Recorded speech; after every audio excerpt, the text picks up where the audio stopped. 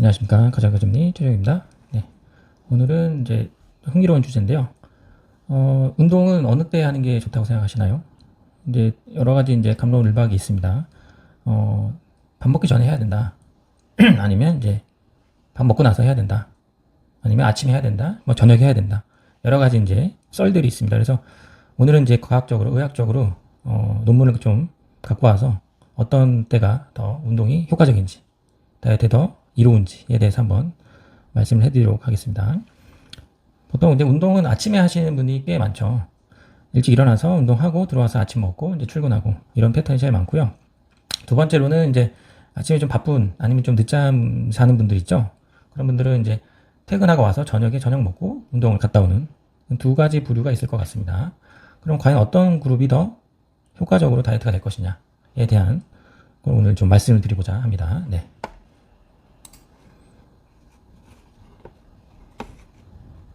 쉽지 않은 내용인데요. 일단은 식사 시간과의 관계에 대해서 한번 설명을 해주도록 하겠습니다.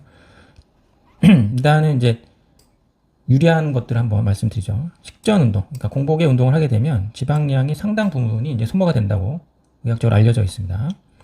근데 이제 지방이 소모가 되는 건 좋은데 문제가 하나 있어요.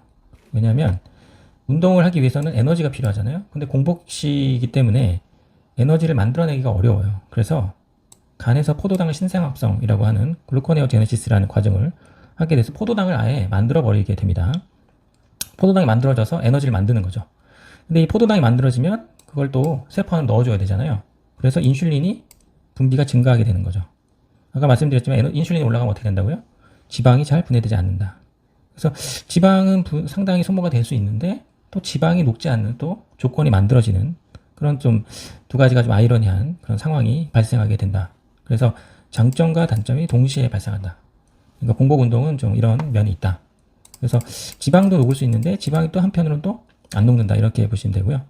관련 논문으로는 이제 2020년에 발표된 그 운동의 타이밍에 대한 효과에 대해서 시스템의 리뷰, 체계적인 그 논문을 한번 분석을 한 논문이 있습니다. 거기에 이제 이렇게 내용이 나옵니다. 제가 그 논문을 먼저 읽고 이제 초록을 앱스트랙트를 이제 요약을 해드린 거예요. 그래서 이론적으로 공복시 운동이 지방 분해를 더 많이는 하는데 실제로 사람을 대상으로 실험했을 때는 큰 차이가 없다라는 논문이 상당보다 많다. 시스템 리뷰에서 이렇게 나타나 있고요. 그래서 결론적으로는 지방 분해 효과가 공복 운동과 식사하고 나서 운동이 큰 차이가 없다가 아직은 결론입니다. 그래서 운동을 식전에 하느냐 아니면 식후에 하느냐는 큰 차이가 없다가 이제 결론이 되겠습니다. 아시겠죠? 네.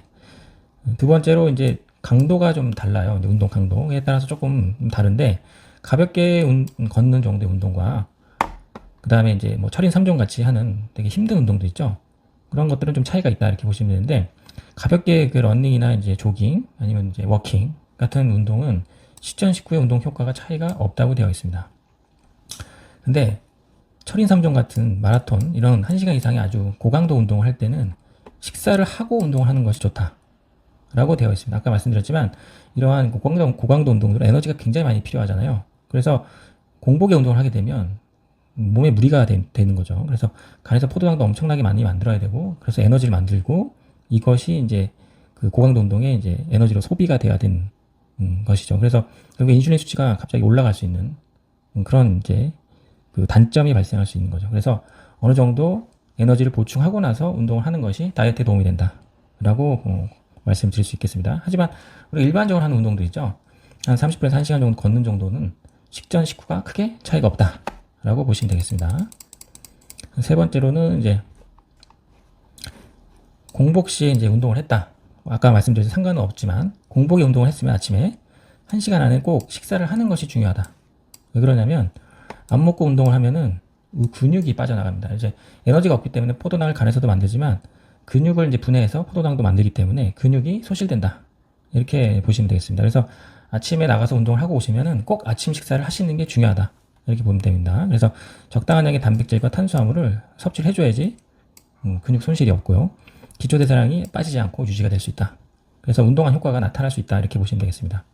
그래서 공복에 운동을 하셨으면 꼭 식사를 하시는 게 좋겠다라고 말씀드릴 수가 있겠습니다. 그래서 이게 오늘 이제 말씀드린 내용들 보시면 아시겠지만 식사 전후의 운동 차이라기보다는 어떨 때 운동했을 때 어떤 방법이 좋겠다. 이렇게 이제 말씀드리는 게 더 좋은 거죠. 그래서 결론적으로는 운동을 식전에 하느냐, 안 하느냐는 중요한 게 아니다. 매일 규칙적으로 하는 것이 더 중요하다. 이렇게 보시면 되겠고요. 근데 나는 좀 급하게 살을 빼야 된다. 그럴 때는 좀 예외적 한두 달 안에 빼야 되는 분들은 식전에 운동을 하시는 게 더 좋고요. 왜냐면 지방분해 효과가 훨씬 크기 때문에 대신 인슐린이 많이 올라갈 수가 있기 때문에 단백질을 많이 보충을 해서 근육 손실을 예방하시는 것이 좋겠습니다. 결국에는 이제 나한테 맞는 라이프 스타일이 중요한 거죠. 내가 아침잠이 많으면은 이제 저녁에 식후에 운동을 하시는 게 좋겠고요. 아니다 나는 아침에 일찍 일어나는 게 좋다. 그러면 일찍 운동하시고 아침을 꼭 단백질 위주의 식사를 해서 보충을 하시는 게 좋겠다라고 이제 말씀드릴 수가 있겠습니다. 그래서 결론은 그렇죠. 항상 말씀드리지만 이런 사소한 것들이 중요한 게 아니고 식사 전후가 아니고 운동을 하냐 안 하느냐 매일 이런 게 더 중요한 포인트가 될 수 있는 거죠. 그래서 이런 이제 단순히 작은 부분에 너무 연연하시는 것보다는 운동을 매일 규칙적으로 올바르게 하는 것이 더 중요하다. 이렇게 보시면 되겠습니다. 아시겠죠? 오늘도 이러한 시간을 탓하는 것보다는 매일매일 운동 꼭 해주시길 바랍니다. 네, 오늘 여기까지 하겠습니다. 감사합니다.